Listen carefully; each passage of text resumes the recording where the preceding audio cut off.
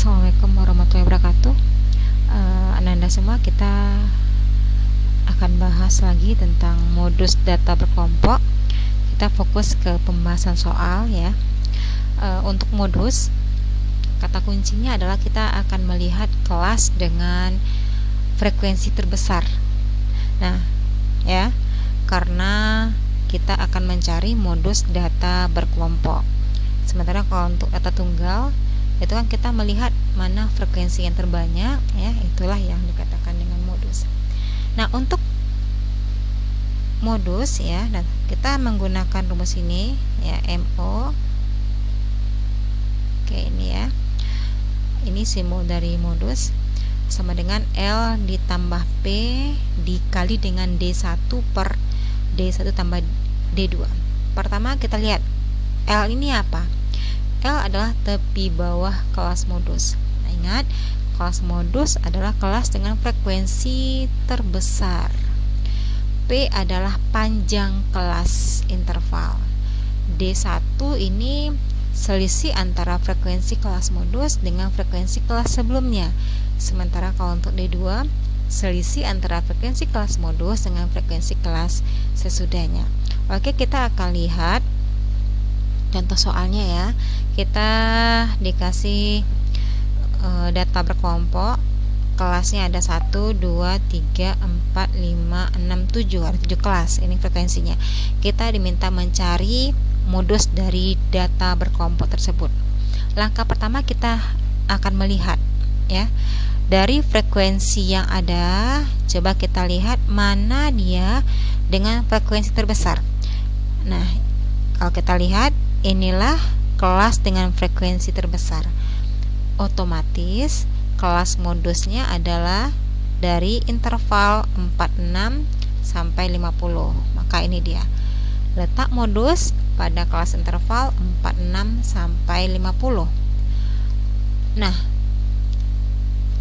untuk L ya, kita mencari tepi bawah kelas modus. Ingat, 46 ini adalah batas bawah, 50 adalah batas atas, tapi kalau tepi bawah berarti batas bawah 46 dikurang dengan 0,5, maka tepi bawahnya berarti 45,5. Oke, kita lanjut untuk P. Ini panjang kelas interval. Ini bisa kita cari dengan melihat interval dari masing-masing kelasnya.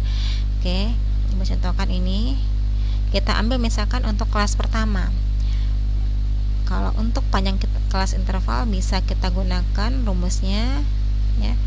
Batas atas dikurang batas bawah ya, ditambah 1. Sehingga ini kalau kita ambil kelas pertama berarti 35 dikurang 31 ditambah 1 ya, 35 kurang 31 berarti dapat 4 ditambah 1, 5. Maka ini adalah panjang kelas interval.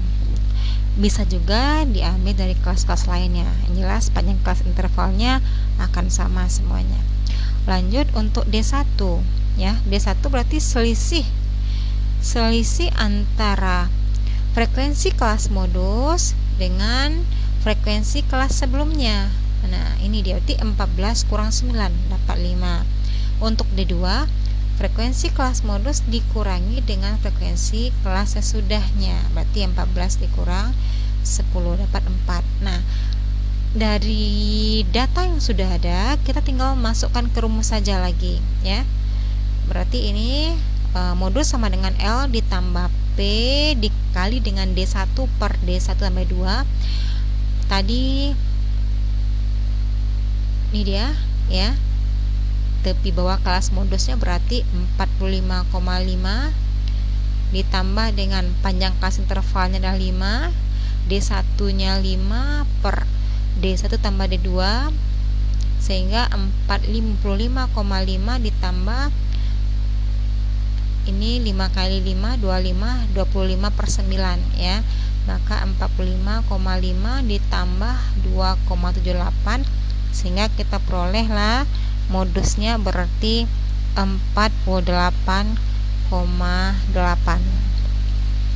Jadi benar kan? Dia terletak antara 46,50 dan nilainya adalah 48,8. Nah, demikianlah cara kita mencari modus untuk data berkelompok.